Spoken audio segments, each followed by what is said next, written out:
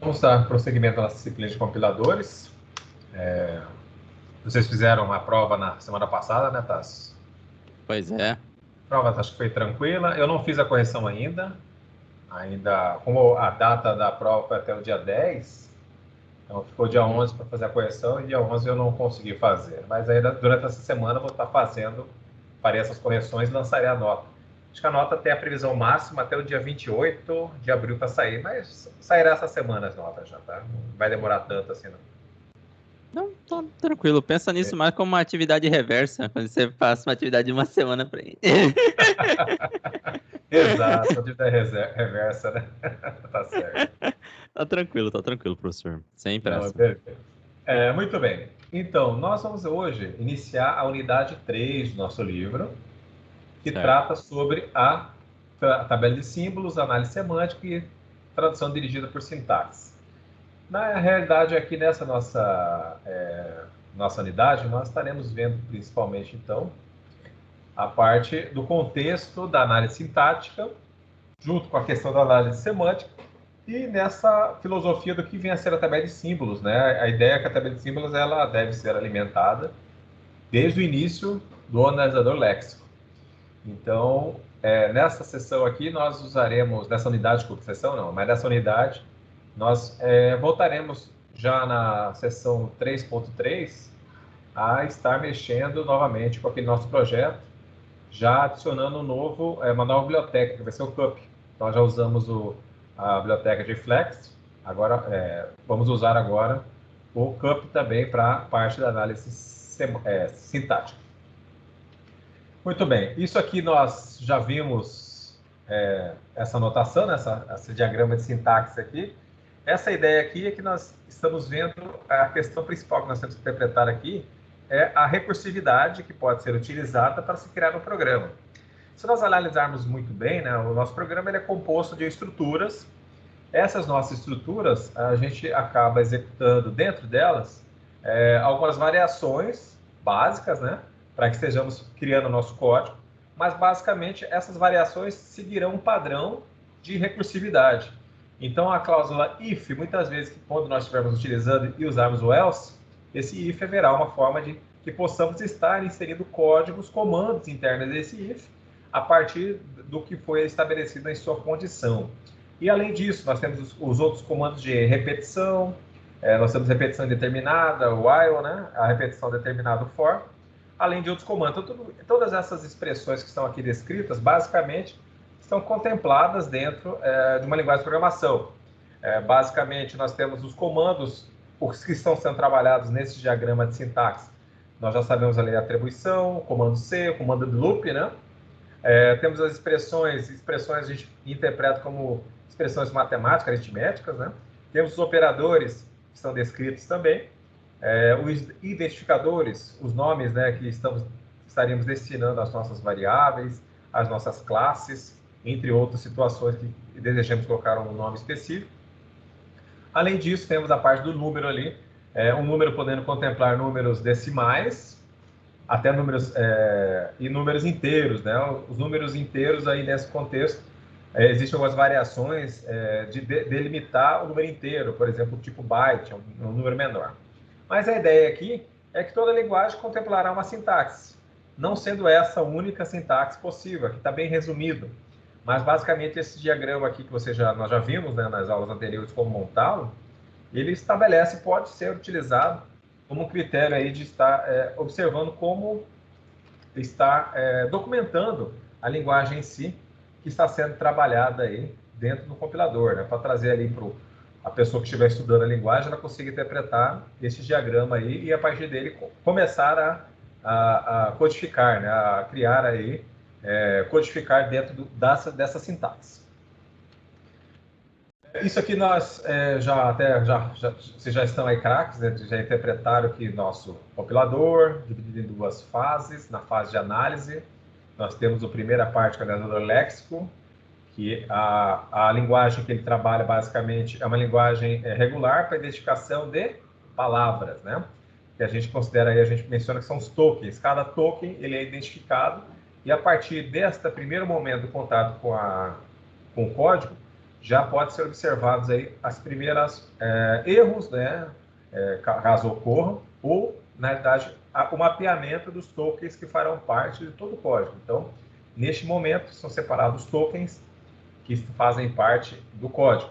A partir dos tokens válidos e seguindo para o passo seguinte, aí sim inicia-se o processo do analisador sintático, né? E a função dele, basicamente, o analisador sintático, ele já está mais ou menos encaixado também no contexto do analisador semântico também. O analisador semântico, que a gente vai ver também hoje, a ideia básica dele seriam validações de identificação de variáveis, né?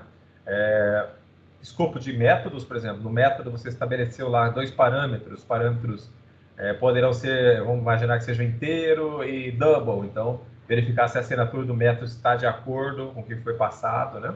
Isso aí é também uma análise semântica do processo, interpretando se o que está sendo observado aquele método está de acordo com o que foi declarado para ele, né? Mas essa parte principal a que a gente pode considerar da fase de análise se encontra no analisador sintático. Ele, recebendo os tokens, ele vai estar se estruturando. Lembrando que o analisador sintático, ele trabalha em cima das linguagens livres de contexto, né? Naquele conceito de uma linguagem livre de contexto, na qual nós já poderemos estar montando frases. E essas frases, por que servem essas frases? As frases, a ideia desse contexto de frase é para que nós possamos alinhar, né, o nosso código. Se quem já programou aí um pouquinho que seja, observa que os códigos, eles existem trechos de códigos que são internos a outros códigos, né? O que a gente vai ser que eu estou falando aqui, né? Vamos observar aqui, nós temos o if. Observe que o if, aqui nessa imagem, ele tem uma expressão, seria uma condição, né? Temos a palavra then, e logo abaixo desta hierarquia do if, temos o comando, ou seja, teremos vários comandos aqui. As operações que eu quero realizar. Se nós estamos trabalhando aí no software de automação, então, olha lá, se a temperatura atingiu a temperatura lá de 25 graus, então eu vou fazer com que o ar-condicionado funcione um pouco mais forte, entre outras situações. Então, dessa situação aqui, eu vou estar estabelecendo os comandos que estarão internos a este if. O que vem a ser isso? Esse bloco aqui só será executado de comando se o if, a condição, for atendida. Nesse contexto, caso essa condição não seja atendida e nós temos o comando o else, então os outros comandos deste bloco do else serão executados. Então essa hierarquia, ela é obtida via uma recursividade. Eu estou ali a partir de um período do meu código, estou fazendo a inserção de códigos internos a um bloco. Então esse código está sendo interno ali, existe uma recursividade que a gente pode tratá-lo, né, dentro das linguagens livres de contexto. É o que nós fazíamos lá nas derivações. Nós fizemos as derivações na disciplina de linguagens formais, bem como também fizemos já alguns exemplos de derivações nessa nossa disciplina, só para relembrá-los. E, nesse sentido, nós, quando trabalhamos com esse contexto de um bloco, havia uma derivação interna a um bloco de comandos, né? A gente está trabalhando em cima, então, de uma linguagem livre de contexto. As expressões regulares, a linguagem regular, ela só é propícia para a montagem de palavras. Palavras, ela estará montando, estará analisando, e por isso esse conceito inicial dela está interpretando os tokens que são recebidos aí, são identificados dentro desse código. Muito bem. Então, aqui, alguns momentos, o termo que vem a nossa fala aqui é a parte das árvores, né? Então, a gente cria uma árvore, aí, o objetivo dessa criação dessa árvore é que estejamos fazendo com que haja, né, uma hierarquia do código, né, que eu consiga, a partir dessa hierarquia do código, estabelecer a separação de comandos e também a preferência do que tem que ser executado primeiro ou não. Então, essa derivação da árvore sintática estabelece isso até mais para que a própria linguagem de programação consiga, via esta árvore, identificar os trechos de comandos que devem ser executados primeiros, que é aquela hierarquia que nós estamos mencionando, que quando a gente trabalha em cima das linguagens livres de contexto. Muito bem.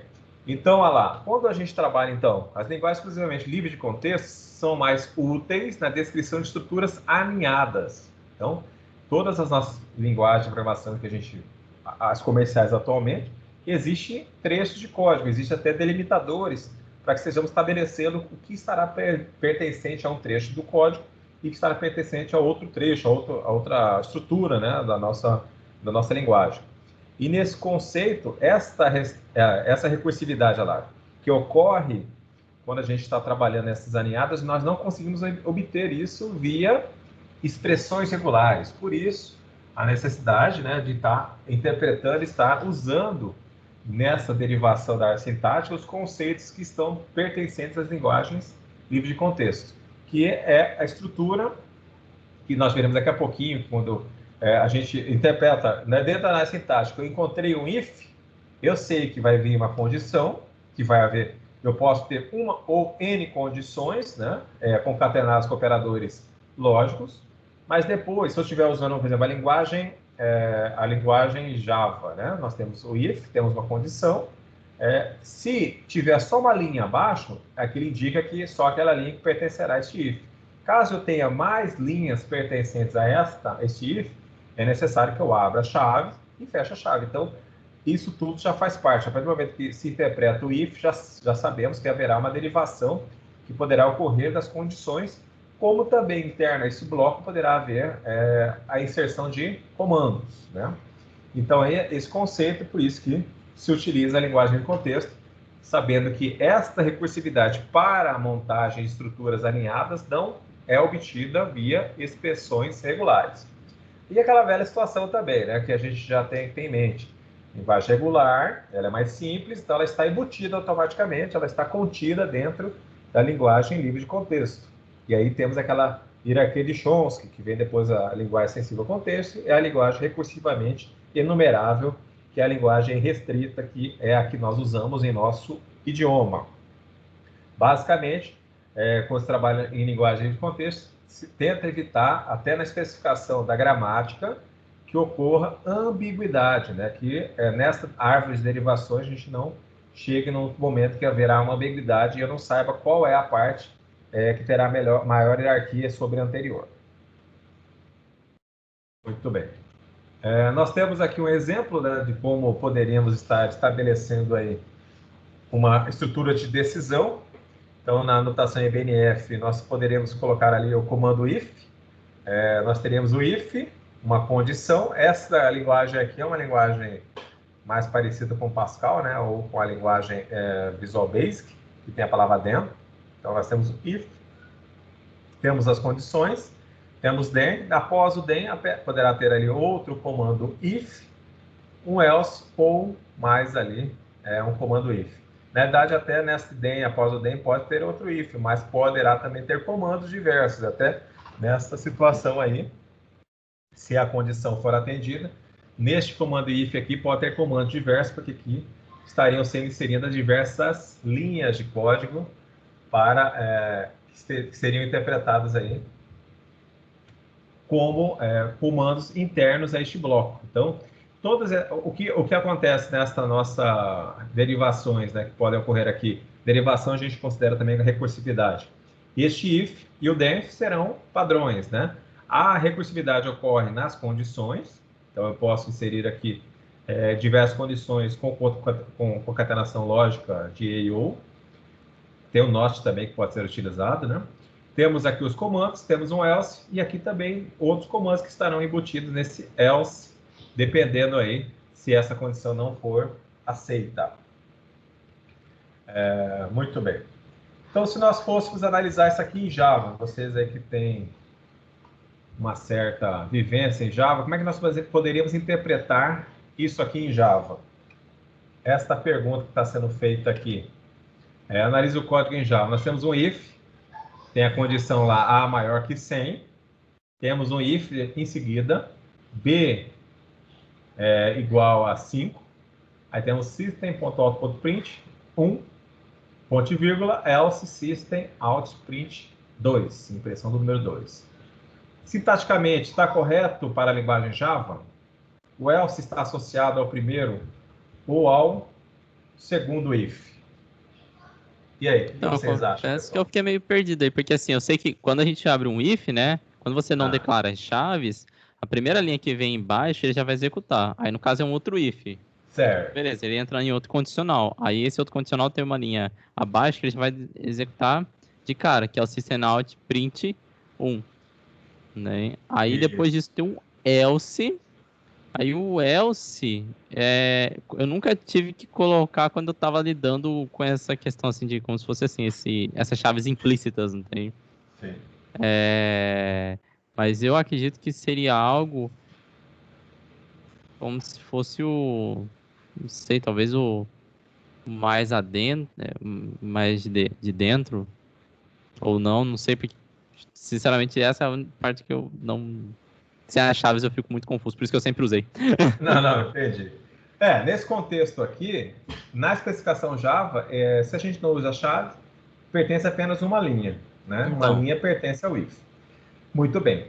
Só que, se nós olharmos aqui, né? Nesta situação aqui, nós temos um if, uma condição, aí tem um then. Substitua esse then, vamos imaginar que não é essa linguagem, é Java, Sim, não tem sim, then. sim. Entendo, Aí entendo, tem outro entendo. comando if. Ou seja, se for uma linha apenas, e eu abrir um outro comando if, a estrutura novamente será lida if e o else pertencente ao primeiro if. O primeiro if, né? Ah, tá. No caso aqui, na verdade, nesse contexto aqui, primeiro não, né? O primeiro é este, o segundo if, o else estaria vinculado a ele. Porque, na verdade, como aqui foi feito mais para confundir, né? Porque colocou tudo na mesma linha.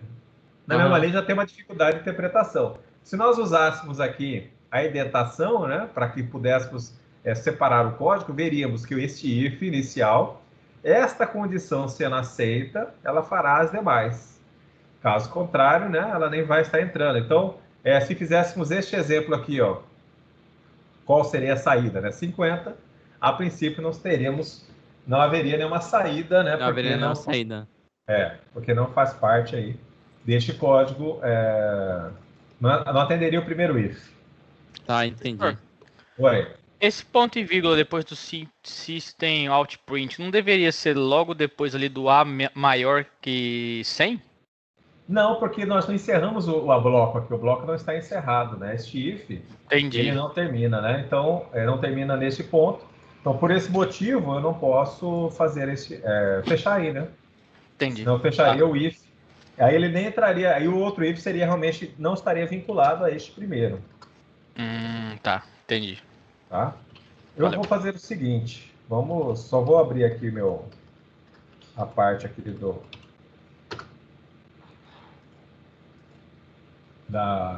NetBeans, só para a gente colocar esse código aqui, para que a gente possa ver o exemplo aí dos valores que estaremos citando. Professor, já tem acesso às notas das provas? Então, ainda não fiz a correção das provas, tá? Como elas ficaram abertas até dia 10, que foi sábado, ficou só o domingo para que fossem feitas as correções. Então, na verdade, eu vou fazer as correções essa semana. Então, possivelmente, a partir de quarta-feira, as notas já estarão lançadas no AVA. Tá ok, obrigado. Nem precisa não, senhor. Todo mundo é 10, confia. Olha, isso aí eu fico até mais feliz. Então, não vai ter trabalho nenhum, né? Só lançar nota 10.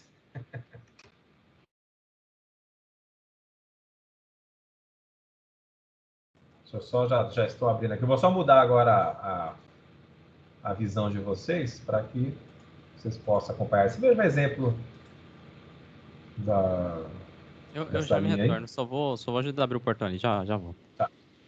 Então eu vou inserir aqui um projeto, né? Simples. Hoje é a aula 8.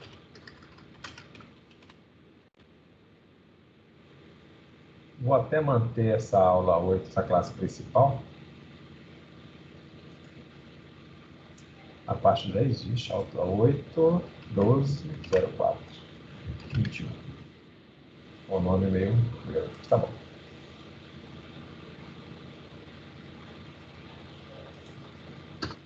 Então, basicamente, nós temos lá uma linha que dizia o seguinte: if A maior que 10, 100 é 10. If B igual a 5, system else Basicamente, era essa a linha que estava lá descrita, mas é evidente que nós temos que resolver dois erros que estão aqui, né? Por que está com esse risquinho vermelho embaixo do A e embaixo do B? Caráter perdido, né? Porque eu não declarei, né? Então isso aqui é um erro semântico. Eu não declarei essas variáveis, como é que eu vou usar? Nesse contexto, a linguagem Java, né? Eu preciso declarar primeiro, é uma linguagem declarativa. Eu tenho que declarar as variáveis antes do uso. Então, vamos colocar aqui, ele vai ser int a.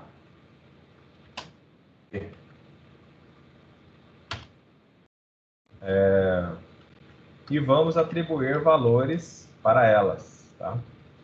Então, vamos fazer o seguinte. Vamos atribuir o primeiro valor aqui, 50.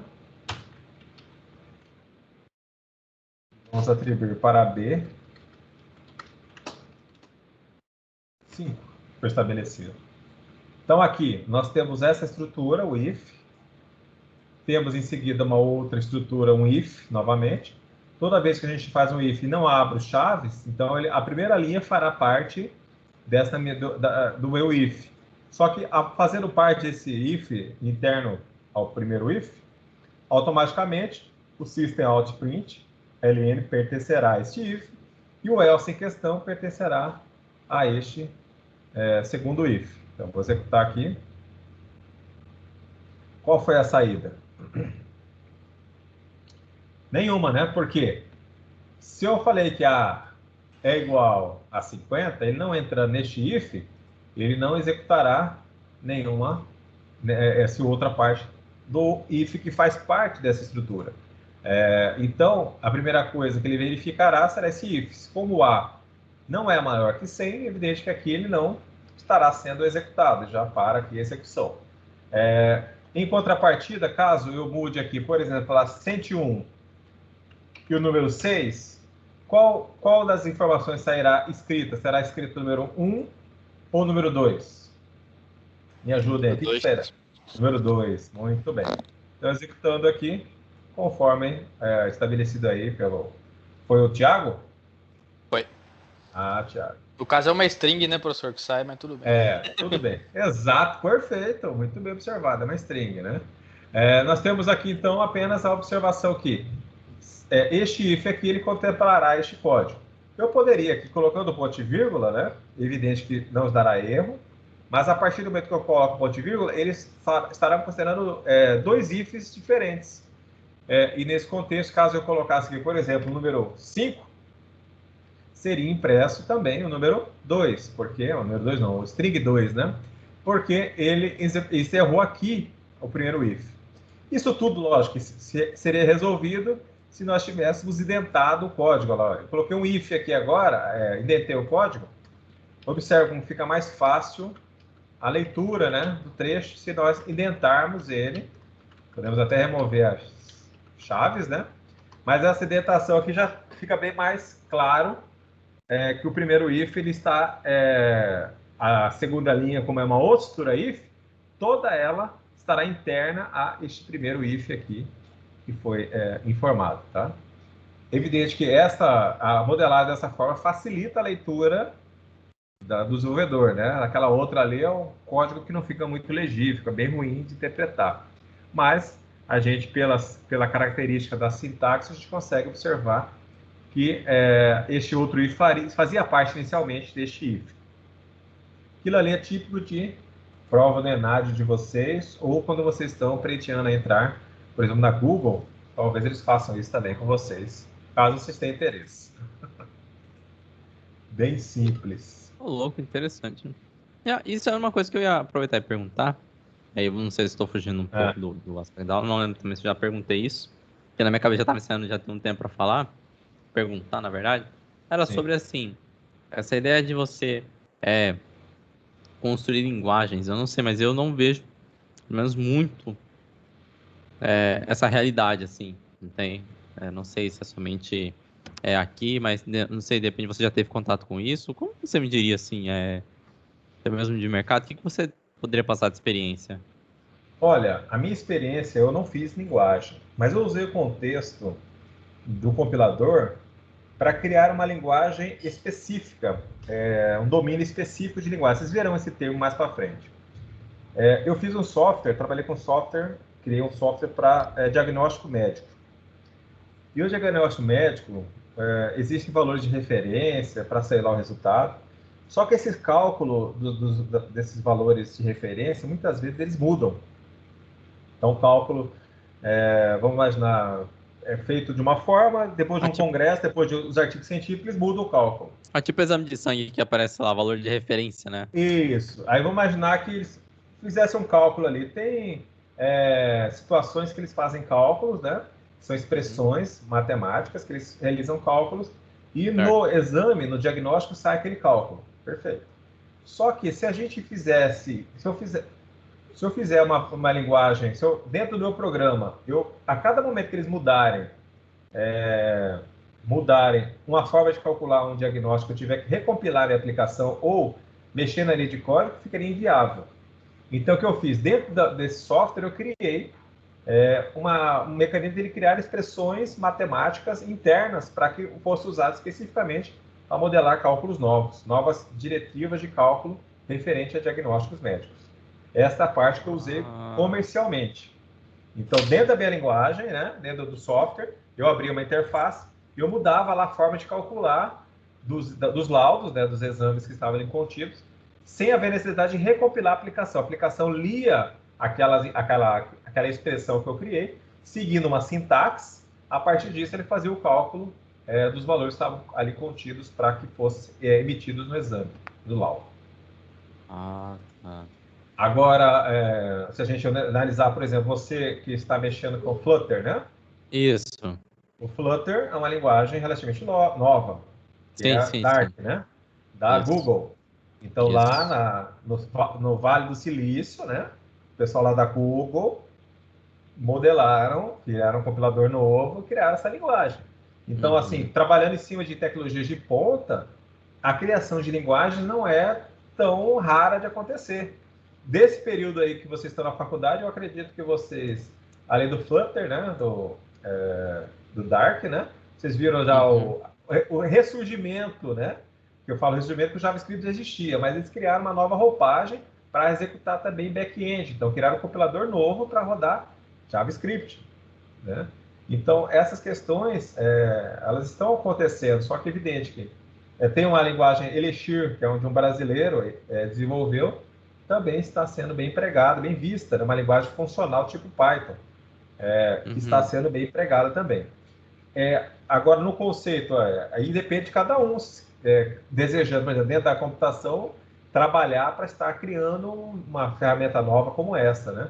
Agora, entre empresas aqui de Mato Grosso, eu desconheço alguma que trabalhe especificamente com isso. A TOTUS, ela desenvolveu lá, ela usa uma linguagem chamada DVPL, né, que é oriunda do Clipper. Eles pegaram o Clipper e criaram um compilador novo para que novas ferramentas pudessem ser implementadas sem ter a necessidade de estar usando uma linguagem, né? Ele já traz dentro do próprio sistema do ERP dele lá um compilador para caso seja adicionado novos módulos, eles possam ser compilados e incorporados no ERP. Porque, existem muitas características que um software, a gente fala, um software comercial, ele não é vistoso de ver, não é bonito, cheio de animações, ele não é assim. A principal característica dele é que ele possa ser parametrizado. É como o SAP. Já ouviu falar do software SAP? Não, sei não. O SAP eu acredito, de software assim, comerciais, o mais, talvez o top 1 do mundo, né? É um software alemão. Ele é um software que basicamente não é vistoso de ver, com telas simples, né? Só que ele é altamente configurável. Então o cliente ele consegue configurá-lo, né, da forma que ele acha mais adequada, porque interno a ele já existe um compilador e aí existem consultores espalhados pelo mundo que conseguem aí criar personalizações bem específicas para cada cliente com facilidade, sem ter que a indústria tenha que desenvolver, né, a solução. Então, vocês podem pesquisar aí, SAP e o TOTUS, né? Verifique quais são as linguagens. Eles desenvolveram linguagens próprias para o ERP deles. Certo? Então, SAP. SAP. Procurei, SAP. Aí você verá aí qual é o conceito dele, né? Um software com bastante visibilidade mundial, né? Esses softwares são parametrizados, rodam em diversos idiomas, né? Tudo bem parametrizado, bem configurado, né? Bem possível você fazer ajustes personalizados para cada cliente.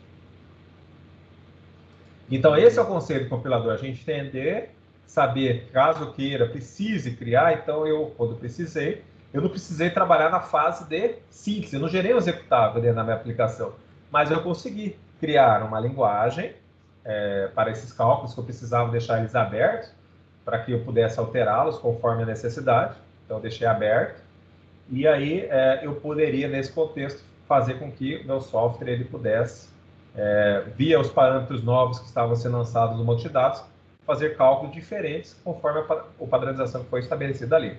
Além disso, também documentos. Não sei se, por exemplo, você precisa que o seu sistema emita um documento. Esse documento vai ter que ter uma palavra negrita, tem que ter uma palavra maiúscula. Fazer um documento.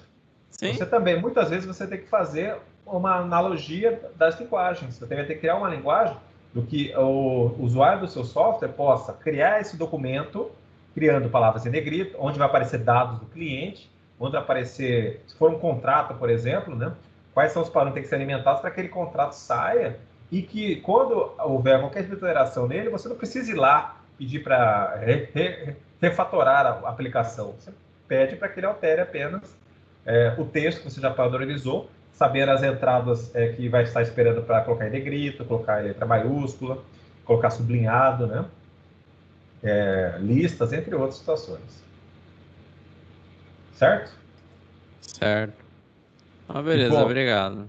Ficou mais ou menos na ideia? Foi interessante, porque principalmente assim, quando você falou sobre... Que justamente eu trouxe para a minha realidade do Flutter, né? Quando eu precisei fazer um negócio lá para a empresa, essa questão do documento é verdade. Tipo, tudo no final, eu juntei tudo num arquivo PDF para eles poderem estar imprimido, que era a principal dificuldade da empresa, vamos dizer assim. As informações antes eram muito espalhadas, assim, o pessoal tinha que chegar, parar um momento para poder preencher um formulário, e depois não, era ali no celular, tudo ficava ali no celular, tinha que tirar foto, tinha que fazer assinatura, tava tudo ali no celular, depois só mandava que eu já deixava automatizado, né, a partir de como construir o PDF. Isso aí só era encaminhado por WhatsApp, por exemplo, por e-mail, para a pessoa responsável. E esse PDF tinha questão de colocar negrito, sublinhado? Tinha negrito, que o pessoal tinha pedido, tem. E, bom, pelo que eu me lembro era só isso. Mas tinha como, assim, se fosse necessário, eu tinha como deixar, tipo, cada parte como desejado, tem. Mas aí eles conseguem mudar? Eles conseguem mudar o código? Não. Tipo, essa parte fica, vamos dizer assim, depende de mim, não tem? O desenvolvedor, para poder pegar, fazer as alterações. Isso que eu achei interessante, você comentou, tipo, o software, na verdade, ali no caso, ele é vivo, vamos dizer assim. É um bloquinho de Lego onde a pessoa pode, ela tem a facilidade de tirar e colocar o que ela precisa para atender uma necessidade dela. Isso eu achei bem interessante. É isso que você já pode pensar na versão 2.0 do seu, é que ele deixa a pessoa livre para que ela faça a formatação do texto que ela deseja e os parâmetros que ela vai colocando ali, se deixa, lógico, vai criar o formalismo da linguagem para que ela possa alterar ali, né, e sem precisar te comunicar. Só fazer as modificações e o documento por ela mesmo, né? Exato. Independência. Sim, entendo. Interessante. Obrigado. Mas é isso, pessoal. Então, aqui nós temos esse código, só para que vocês possam interpretar, mas o primeiro if aqui, ele já estará identificando, né, que o que vier a próxima linha pertencerá a este if. Como a próxima linha vier uma outra estrutura, então esse outro if, então toda ela estará embutida no primeiro if. Muito bem. Vamos voltar aqui. Então, isso aqui nós já fizemos o teste, agora sintaticamente está correto, né? Porque atende aí a questão da estrutura if. E o else está associado ao primeiro ou ao segundo if. Então, está associado ao segundo if. Está associado ao segundo if, esse o else. Então, se nós entrássemos com 50 para A e 5 para B, a saída que ocorreria aqui não seria saída nenhuma, porque o A ele não seria, né, maior que 100, não sendo maior que 100, ele não executaria nada deste código que está aqui descrito. E se a entrada fosse igual a 101 e B 6, aí sim, A seria maior que 100 e B seria, no caso aqui não é igual a 5, então seria impresso o número, aliás, eu disse aí o Tiago a string 2, que está entre aspas duplas, né? Aspas duplas, então o string 2 seria impresso. Muito bem. Então, só para recapitular, né, nós tínhamos aí nas linguagens formais, nós tínhamos lá a disciplina que nós aprendemos o termo derivação. Então, derivação nada mais é que o uso da recursividade aí, muitas vezes, para que estejamos criando aí uma sentença. Então, lá, derivação, processo de derivação consiste em substituir a sentença ou parte dela do lado direito da produção da gramática repetidas vezes até alcançar os símbolos terminais. Então, esse é o passo principal, né? Podemos aplicar repetidamente as produções em qualquer ordem a fim de obtermos uma sequência de substituições. Essa situação de estar podendo repetir a produção de qualquer sequência, essa aí traz uma situação que não é desejável dentro dos compiladores, né? Que nós veremos daqui a pouquinho. Muito bem, então aqui nós temos aqui, para representar uma expressão matemática do tipo A mais B vezes C, nós temos um alfabeto aqui, né? O alfabeto contendo os símbolos terminais A, B, C, mais asterisco. Temos a gramática do padrão IBNF e a gramática equivalente na notação convencional, em que nós tínhamos letras maiúsculas para identificar aí símbolos não terminais e letras minúsculas e também, né, operadores aí aritméticos, né, como símbolos terminais. Então, nós temos aqui essas duas formas aqui, né, de estarmos expressando a gramática, que estaria interpretando aquele cálculo A mais B vezes C. Se nós fôssemos fazer a derivação aqui, nós temos que lembrar, por exemplo, se ômega é uma palavra, uma sentença que pertence à linguagem, então ômega pertence a L. Então, nós temos aqui, seja ômega 1 igual A mais B, então A mais B é a palavra que foi formada, sendo que o ômega pertence a L. Se fizer essas derivações, tá bem simples aqui as derivações, né? Nós temos aqui a primeira linha da derivação, lá, primeiro passo da derivação, a regra mais à esquerda, pois a cadeia ômega 1 tinha operador. Então, podemos começar aqui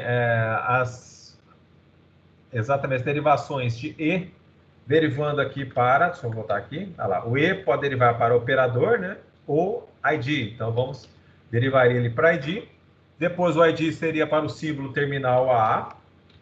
Em seguida, a derivação seria do OP. O OP derivaria para o mais. Aí houve uma pulou ali, ficou repetido, né? Mas tudo bem. Nós temos ali no quinto passo, o E seria derivado para o ID.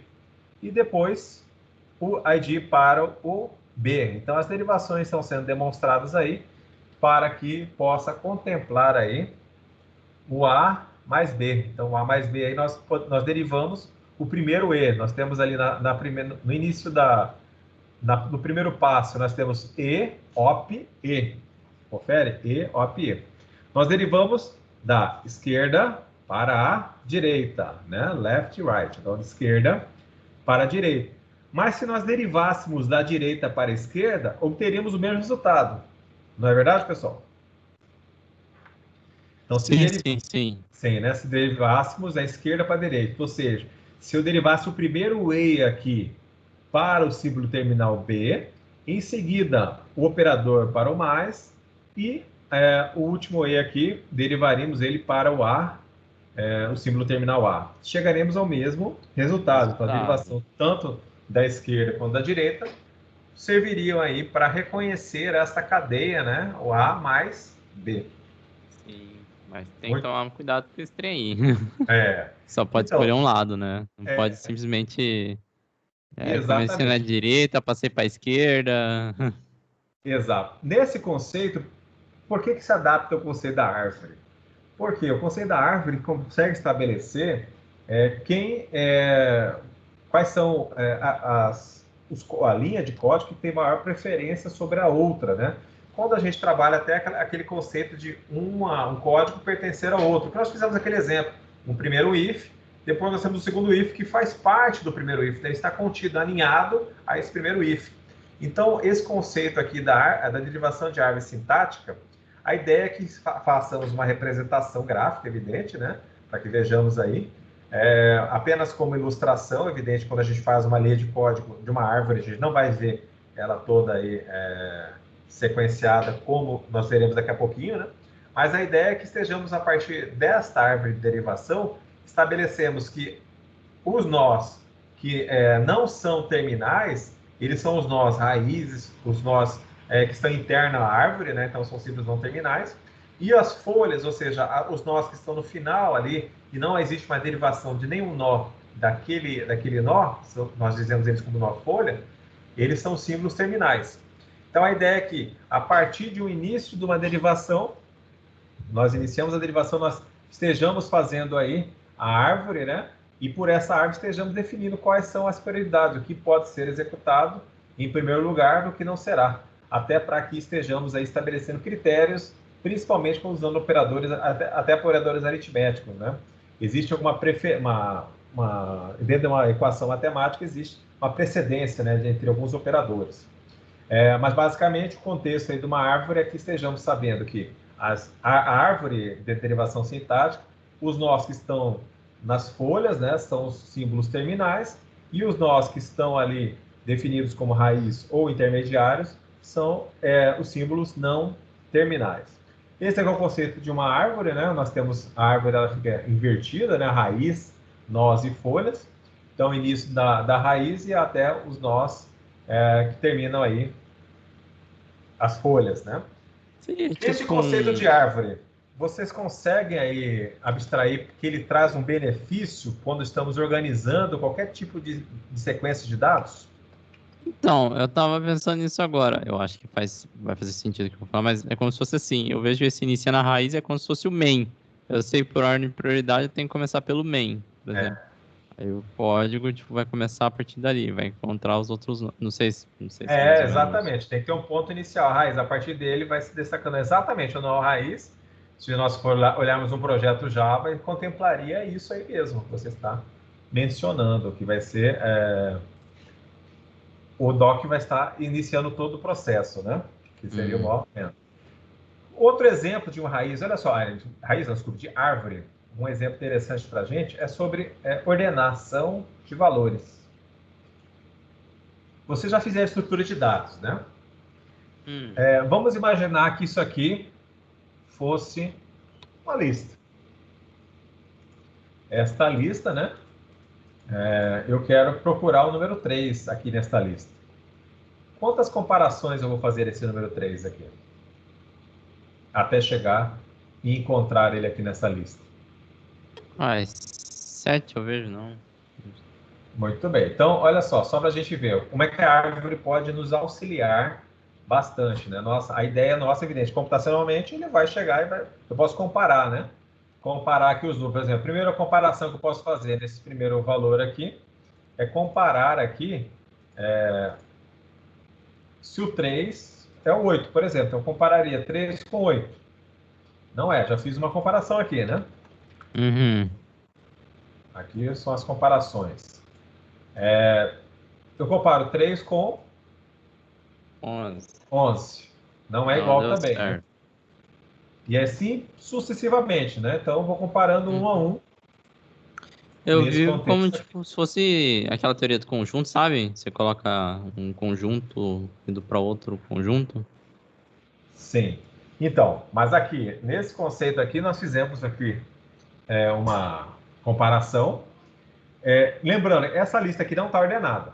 Mas eu poderia ter um vetor ordenado. É evidente que um vetor ordenado ele sim. ajuda bastante, ficaria rápido.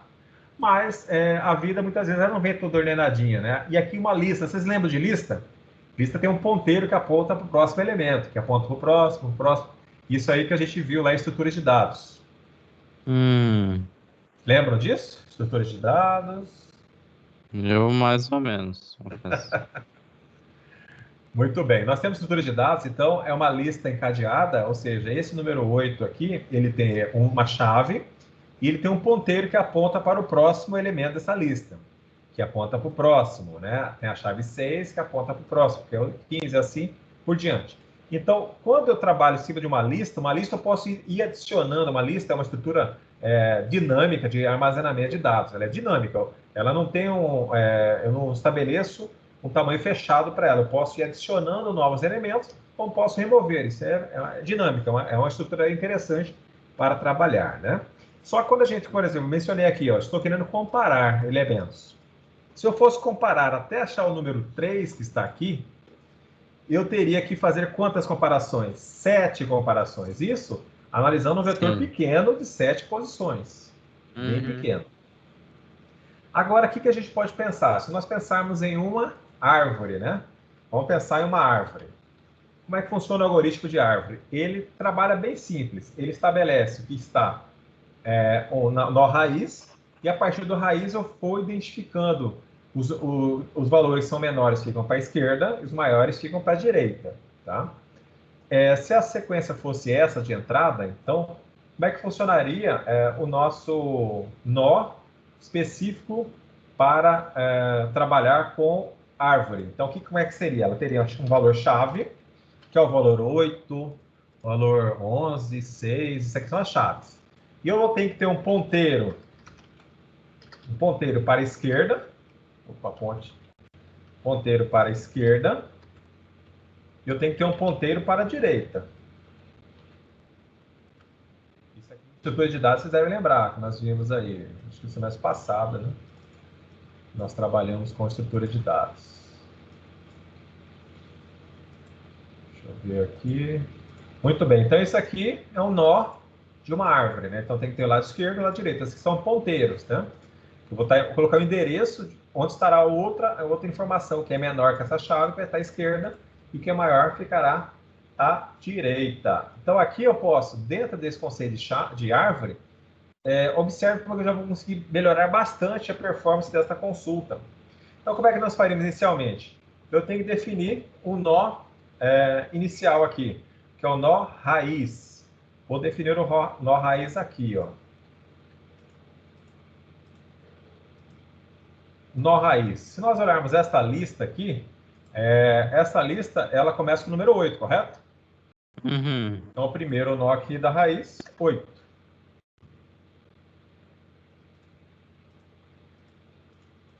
A partir do 8 aqui, eu vou para o próximo nó. Por enquanto, eu só estou organizando a árvore, tá? Ainda não estou fazendo a consulta, só organizando a árvore. Caso o próximo lançamento seja o 11, o 11 entra à direita ou à esquerda?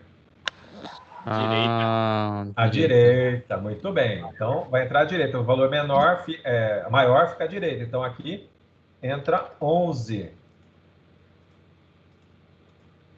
Aqui, o próximo número é o número 6. 6. 6 é menor que 8?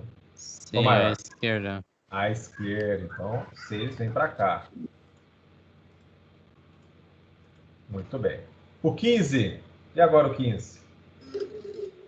O 15 para a direita. É maior que 8 e é maior que 11. Então ele fica à direita de 11. Muito bem, 15. Perfeito. E agora o 9? 9 é maior que 8 e menor que 11. Então à esquerda de 11. Perfeito. 9. Entendi. Agora o 7. Menor que o 8. Maior que 6. Perfeito. Fica aqui, então, 7. Lembrando aqui, ó, ponteira esquerda, ponteira direita. Então, quem está na direita aqui é o 11. Quem está aqui à esquerda desse número 8, desse nó, é o 6. Muito bem. Agora, o próximo número 3. 3 é menor que 8, correto? Menor, né? Não tem dúvidas, né? Menor que 6. E agora aqui nós vamos colocar aqui 3, fica nesse ponto aqui. Então, fizemos nossa árvore aqui. Vou até incrementá-la aqui um pouco mais. Só um momento. Não, né?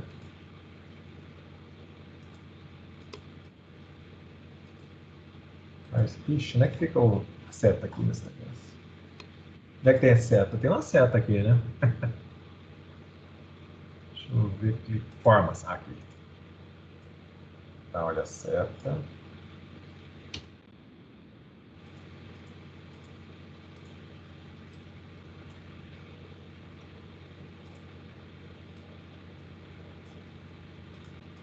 Então, essas setas que eu estou colocando aqui são os ponteiros, né? Então, o 11 aqui, o ponteiro dele aponta para a esquerda para um valor e o ponteiro dele aponta para a direita também.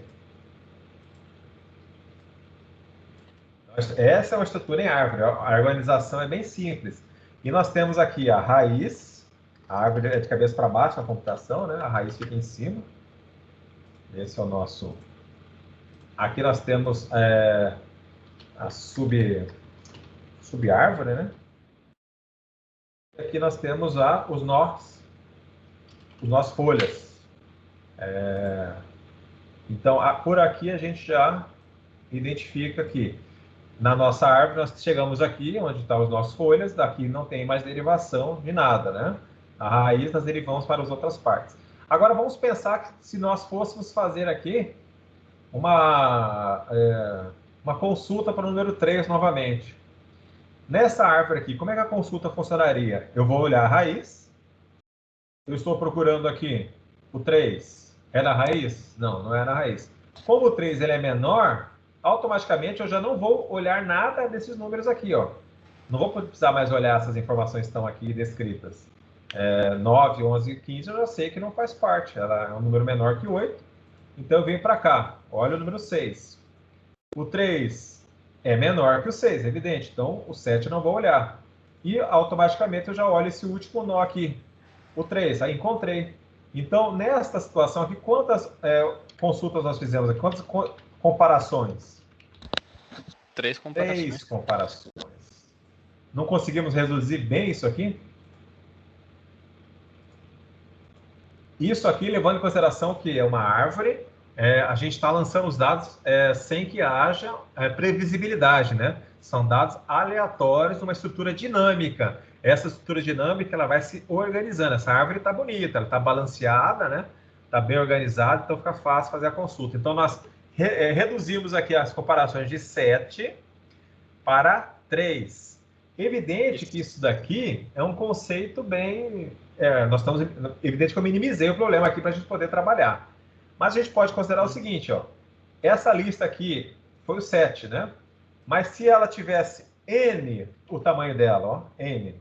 N é quanto, sim. Pessoal? Ia ser muito maior. Muito. 1 milhão, 5 bilhões, muitos. N, muito. Uma consulta, na pior hipótese, dentro de uma árvore, seria como? Seria... Terrível. Na pior hipótese, terrível, exato. Na pior hipótese, seria N dividido por 2. Isso me faz lembrar de binômio de Newton. Acho que é binômio de Newton. Isso aqui, existe uma disciplina da computação chamada Análise e Complexidade de Algoritmos, que mostra esse pior caso, né? Aí a gente trabalharia em notações assintóticas para identificar que esse aqui é o pior caso numa consulta em árvore. Se era N dividido por 2, menos 1 seria o pior caso dentro dessa árvore. Não é isso mesmo? 7 dividido por 2, na realidade não dá um número quebrado, né? Mas seria... Na verdade, teria que tirar o menos 1 aqui, ó. Acho que foi errado. Ficaria assim. Então, tipo, esse vai ser o número de consultas no caso da árvore. Tipo, sempre vai ser isso. Máximo da consulta. No máximo. No pior caso. Porque se fosse, tipo, sei lá, 1 milhão ali, a gente sabe que é 1 milhão menos 1 dividido por 2, a gente sabe que é o número de consultas máximo que faria na árvore. No pior caso. Isso aí a gente tem a notação assintótica, a gente usa esse termo como pior caso, né? Aí temos o caso intermediário e o melhor caso. A gente faz estimativas. Essa que seria uma estimativa de qual seria o custo computacional no pior caso. No caso de uma lista convencional, olhando número por número, o custo seria N. Ou seja, se eu tenho 1 milhão de registros, no pior caso, ele vai fazer 1 milhão de comparações. Uma árvore já consigo reduzir isso pelo menos para N menos 1 dividido por 2. Sim, pelo menos. Não, isso aí me fez lembrar justamente assim, você tem um número de 0 a 100. Vamos achar ele. Aí você fala, tipo, a ideia lá, eu esqueci o algoritmo. Eu acho que é, tipo, nome de Newton, não lembro agora. Mas você fala 50. Aí, tipo, fala, é menor ou maior? Aí, tipo, menor. Aí você, 25, menor ou maior? Aí você vai fazendo assim. A árvore, a ideia dela é essa aqui. Estejamos aí simplificando uma consulta, né? Sendo que nós temos aí, não estamos indexando esses valores. São valores que são dinâmicos, a entrada dele é automática, né? Então aí a gente não consegue muitas vezes indexar da melhor forma podendo fazer dessa forma aqui, já teremos um bom benefício. Então agora vocês já podem pensar em criar aí a estrutura em árvore para o programa de vocês, só para vocês já sabem que ele traz um benefício aí, principalmente na busca de valores aí, de uma lista que tenhamos aí a ligação de um mecanismo de árvore, né? Ou seja, um ponteiro para apontar para a esquerda, um ponteiro para a direita. E a partir disso você consegue navegar nesta árvore, os nós aqui que estão descritos. Fácil, né, pessoal? Interessante. Boa ideia, né? A gente agora... Professor, Diga, Thiago. hoje quando, por exemplo, o senhor falou para a gente fazer uma aplicação que use essa questão de raiz, né?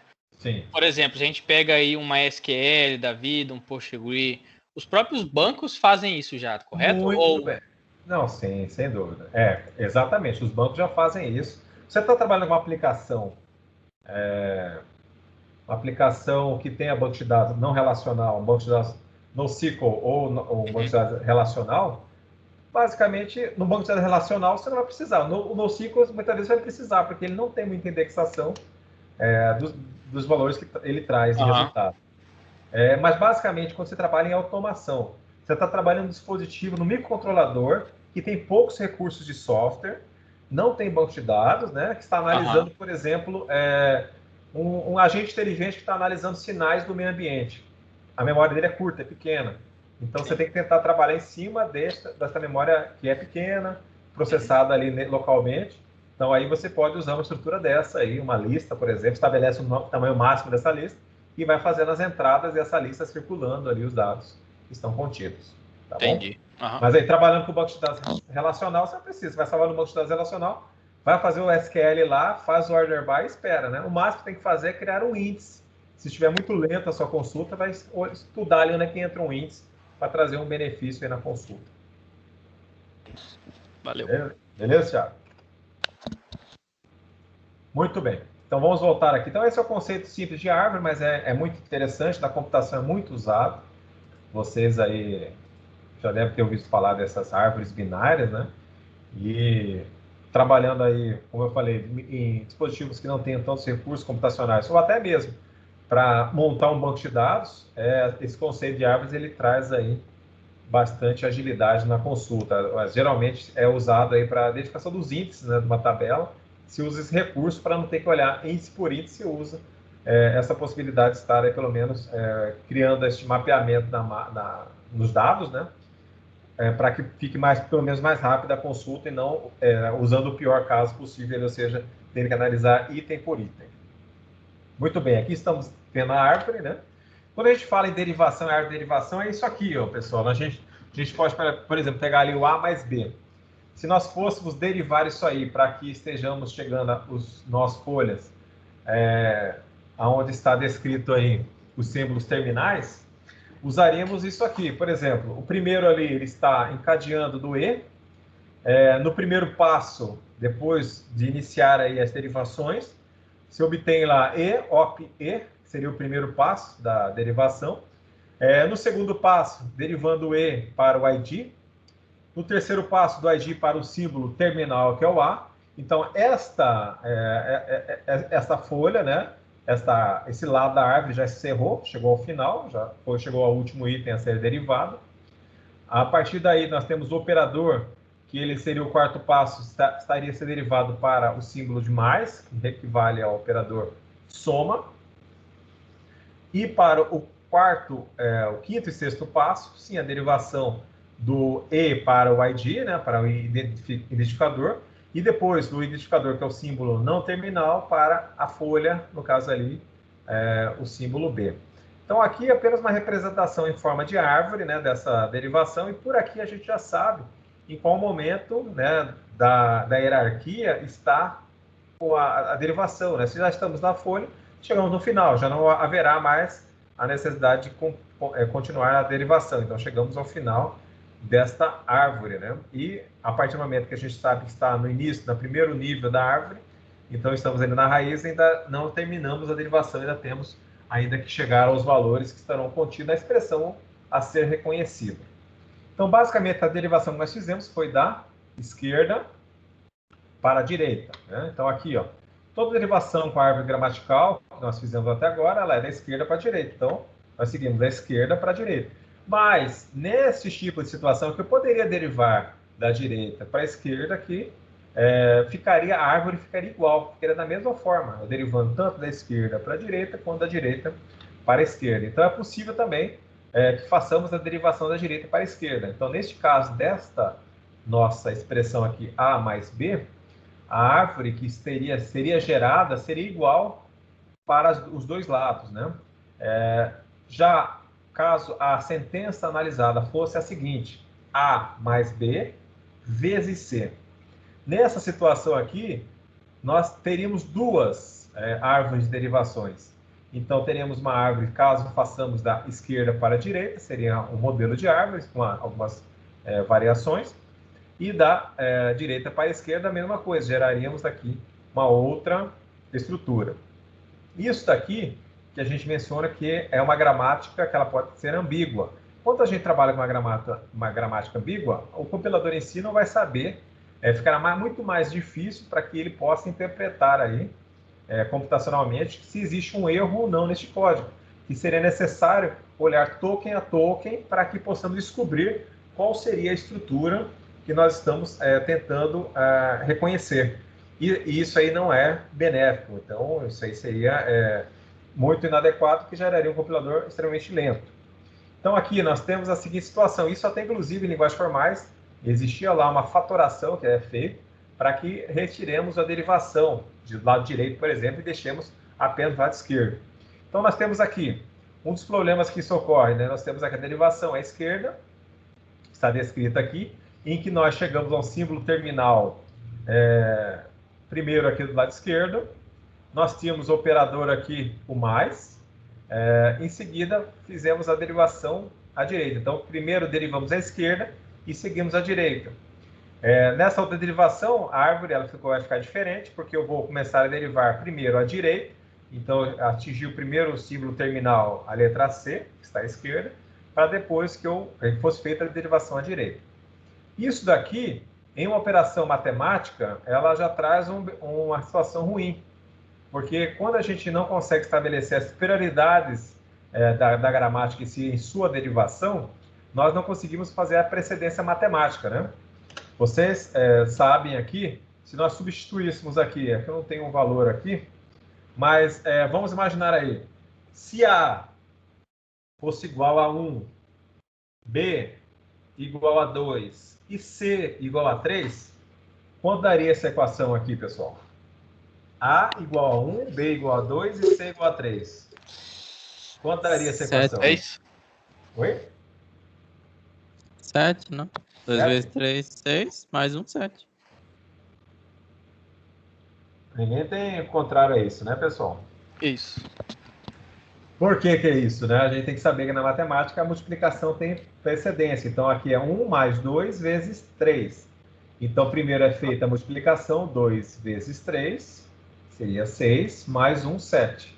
Então, para que isso possa ser até mesmo estabelecido dentro da árvore de derivação, é necessário que a gramática em si não seja ambígua, né? Então, se ela for ambígua, eu posso derivando à direita, eu vou chegar a fazer a primeira soma, né?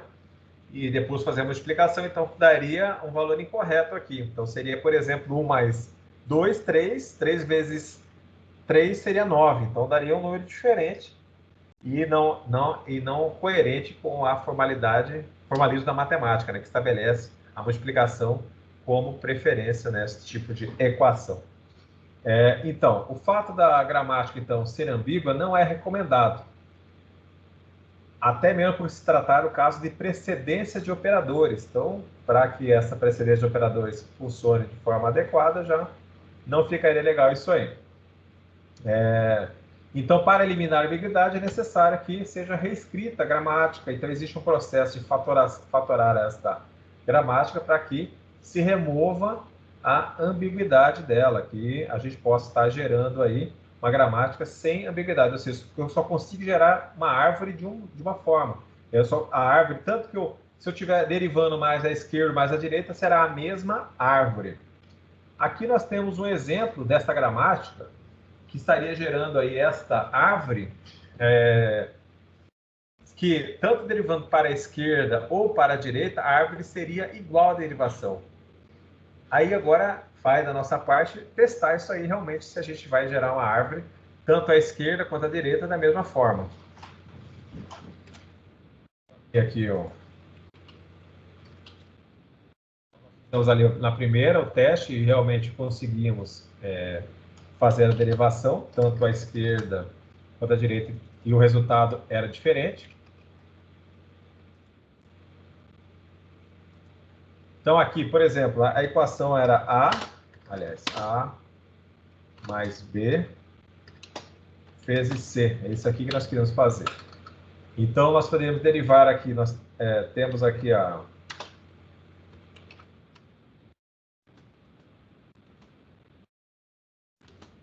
esta aqui é a gramática, né?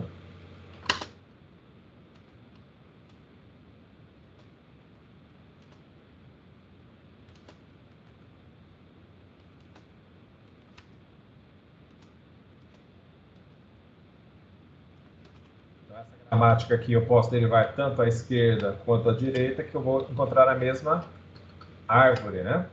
Então, poderíamos fazer o seguinte, para que estejamos tentando gerar esta derivação aqui.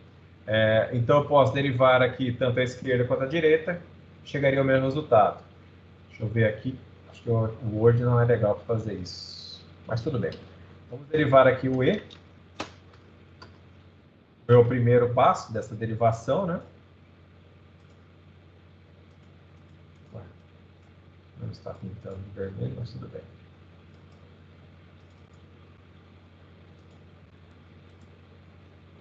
A partir do E, a gente vai derivar para o que, principalmente? Vamos derivar para... Primeiro aqui, a derivação, qual seria?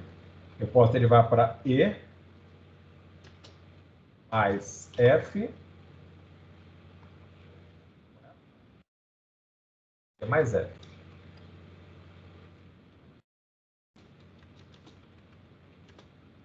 Faço as setas aqui. Depois, eu posso derivar o quê? O E para quê? O E eu posso derivar para o ID. E o ID eu posso encontrar o A aqui, o A minúsculo, que é, no caso, o símbolo terminal. O mais já está derivado. O F, vou derivar para quê? Eu posso derivar o F aqui em questão para F vezes ID. Correto? O F em questão aqui eu posso derivar para quê?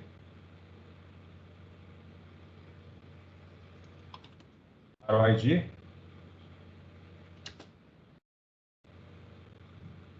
E o ID eu posso derivar para a letra B.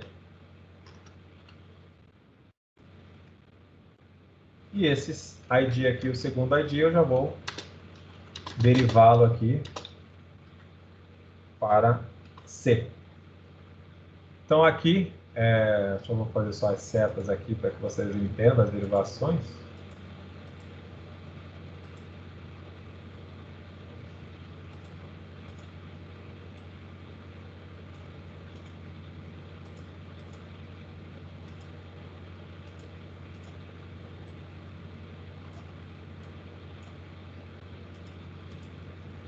Assim que eu tenho aqui.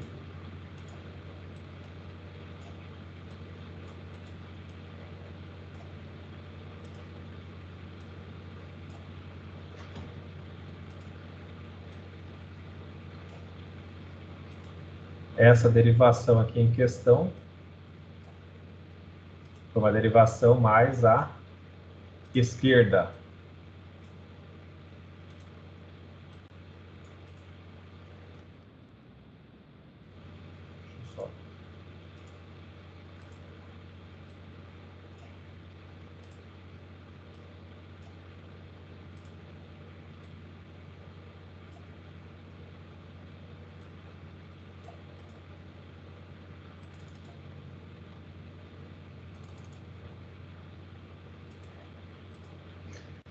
Então, a questão aqui dessa derivação é que a gente, com ela, a gente pode estar montando essa que eu fiz à esquerda.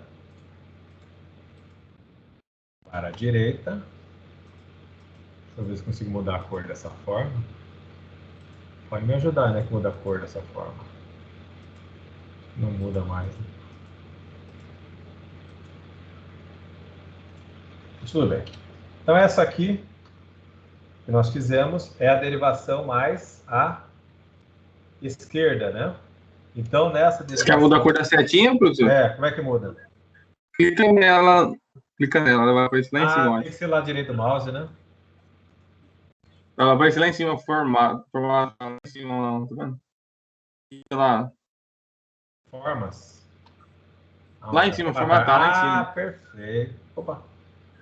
Não ficou bom, não. Ficou horrível. Entendi. Vou deixar preta mesmo. Eu acho que vou mudar o texto aqui.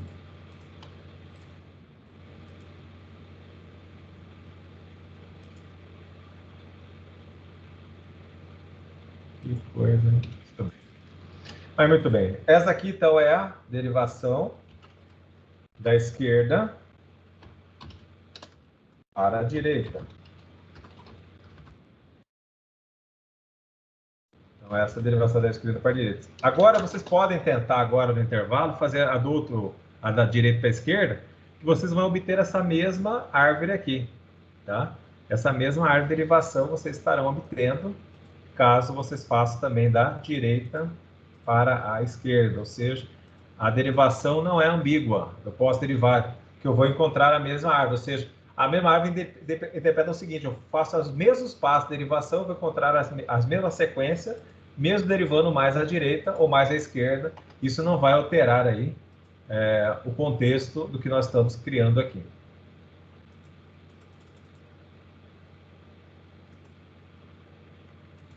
Agora ficou melhor. Beleza, pessoal?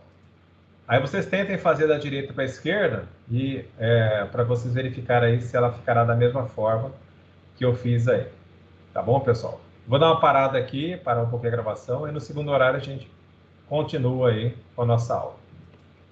Beleza.